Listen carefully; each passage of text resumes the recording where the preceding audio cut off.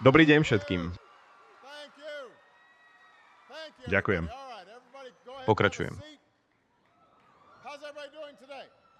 V poriadku. Všetci sa posaďte. Ako sa dnes všetci máte?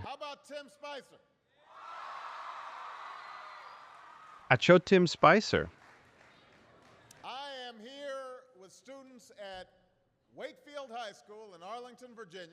Som tu so študentmi na Wakefield High School v Arlington, Virginia. Máme študentov, ktorí sa k nám pripájajú z celých Spojených štátov. Od materskej školy až po 12. ročník. A som naozaj veľmi rád.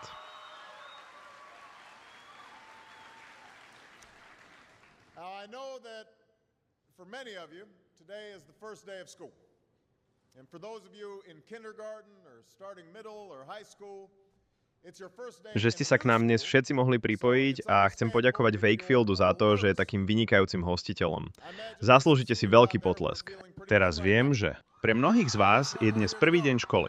A pre tých z vás, ktorí ste v materskej škole alebo začínate na 2. stupni či na strednej škole, je to váš prvý deň v novej škole, takže je pochopiteľné, ak ste trochu nervózni. Predstavujem si, že sú tu aj maturanti, ktorí sa teraz cítia celkom dobre. Keďže im zostáva už len 1 rok. A bez ohľadu na to, v ktorom ste ročníku, niektorí z vás si pravdepodobne prajú, aby ešte stále bolo leto. A mohli ste dnes ráno zostať v posteli o niečo dlhšie. Poznám ten pocit. Keď som bol mladý. Moja rodina žila v zahraničí. Niekoľko rokov som žil v Indonézii. A moja mama but because she had to go to work, the only time she could do it was at 4:30 in the morning. Now, as you might imagine, I wasn't too happy about nemala peniaze na to, aby ma poslala tam, kam chodili všetky americké deti do školy. Ale myslela si, že je dôležité, aby som si udržal americké vzdelanie. A tak sa rozhodla učiť ma sama navyše. Od pondelka do piatka. Ale keďže musela chodiť do práce, jediný čas, kedy to mohla robiť, bol o 4:30 ráno. Ako si viete predstaviť, nebol som príliš nadšený z toho, že som musel vstávať tak skoro. A často som zaspal priamo pri kuchynskom stole. Ale vždy, keď som sa sťažoval, mama na mňa len hodila ten svoj pohľad a povedala: ani pre mňa to nie je žiadna prechádzka ružovou záhradou, chlapče. Viem, že niektorí z vás si ešte stále zvykajú na návrat do školy. Ale som tu dnes preto, že mám s vami niečo dôležité prebrať. Chcem s vami hovoriť o vašom vzdelaní. A o tom, čo sa od vás očakáva v tomto novom školskom roku. Už som mal veľa prejavov o vzdelaní a často som hovoril o zodpovednosti. O nej som hovoril. Zodpovednosti učiteľov inšpirovať študentov a motivovať vás k učeniu. Hovoril som o zodpovednosti vašich rodičov, aby zabezpečili, že zostanete na správnej ceste a dokončíte si domáce úlohy. Nestrávte každú voľnú chvíľu pred televízorom alebo pri Xboxe. Som veľa hovoril.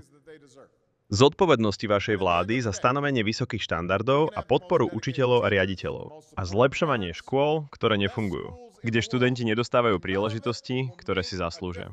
Ale na konci dňa môžeme mať najoddanejších učiteľov, najpodporujúcejších rodičov, najlepšie školy na svete.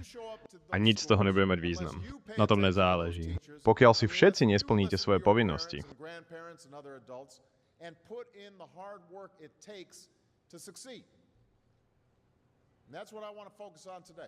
Pokiaľ nebudete chodiť do tých škôl, nebudete venovať pozornosť tým učiteľom, nebudete počúvať svojich rodičov, starých rodičov a ostatných dospelých, a nevynaložíte tvrdú prácu, ktorú úspech vyžaduje. A práve na to sa dnes chcem zamerať. Zodpovednosť, ktorú každý z vás nesie za svoje vzdelanie. Chcem začať s zodpovednosťou, ktorú máte voči sebe. Každý jeden z vás má niečo, v čom je dobrý. Každý z vás má čo ponúknuť. A máte zodpovednosť voči sebe. Objaviť, čo to je. To je príležitosť, ktorú môže vzdelanie ponúknuť. Možno by ste mohli byť skvelým spisovateľom. That English class paper that's assigned to you.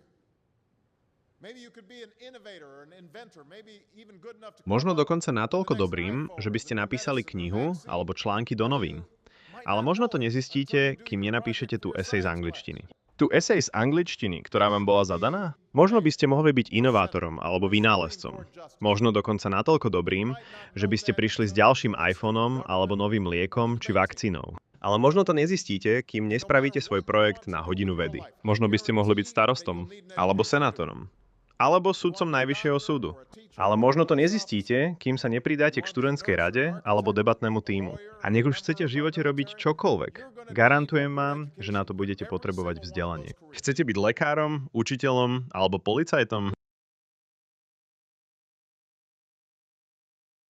Chcete byť zdravotnou sestrou, architektom, právnikom alebo členom armády?